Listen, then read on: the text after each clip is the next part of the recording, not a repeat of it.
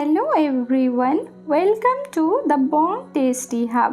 আজ আমি দারুণ স্বাদের আলু কাবলি রেসিপি আপনাদের সাথে শেয়ার করব। তো চলুন ভিডিওটি শুরু করা যাক। সবার প্রথমে এখানে একটা পাত্র নিয়ে এর মধ্যে দিয়ে দিচ্ছি হাফ বাটি মটর, দিয়ে দিচ্ছি হাফ বাটি কাঁচা ছোলা।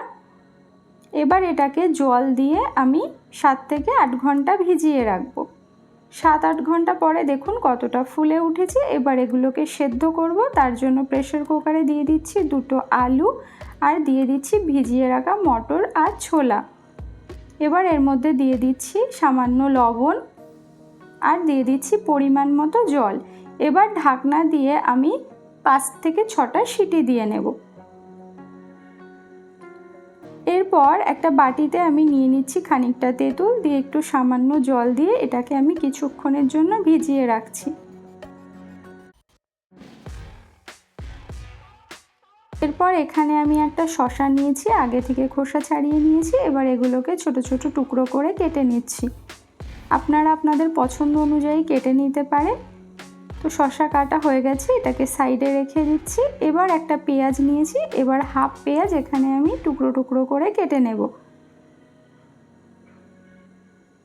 তো এখানে আমার পেঁয়াজ কাটা কমপ্লিট হয়ে গেছে। এটাকেও আমি একটা সাইডে রেখে দিয়ে এখানে আমি 6 থেকে 7টা কাঁচা লঙ্কা কুচি কুচি করে কেটে নিচ্ছি। এরপর একটা টমেটো নিয়েছি, টমেটোগুলোকেও ছোট ছোট টুকরো করে কেটে নিচ্ছি। তো দেখতেই পাচ্ছেন আমি এখানে সমস্ত কিছু কেটে নিয়েছি। এবার সবগুলো একটা পাত্রে রেখে দিয়েছি। এবার মটর আর ছোলা সেদ্ধ করে নিয়েছি। আলুটাও আমি সেদ্ধ করার পর খোসা ছাড়িয়ে নিয়ে নিয়েছি।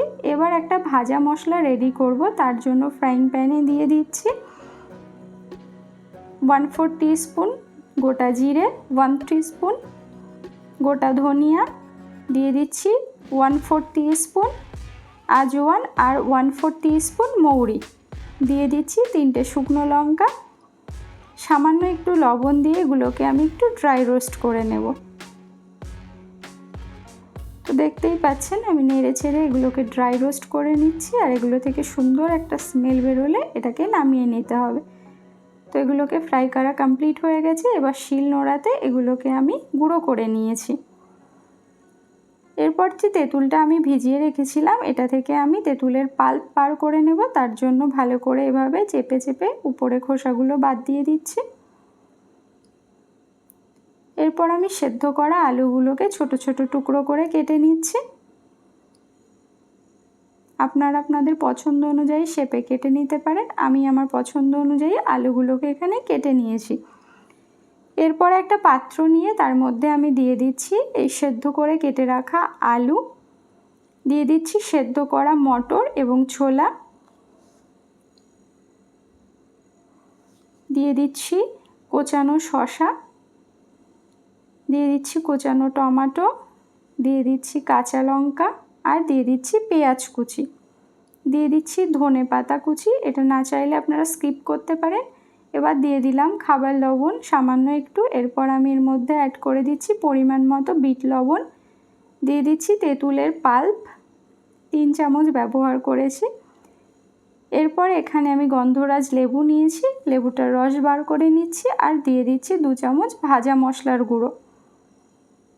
দিয়ে সমস্ত কিছু ইনগ্রিডিয়েন্টস খুব ভালো করে মিশিয়ে নিতে হবে। তো দেখতেই পাচ্ছেন আমি একটা চামচের সাহায্যে খুব ভালো করে মিশিয়ে নিচ্ছি।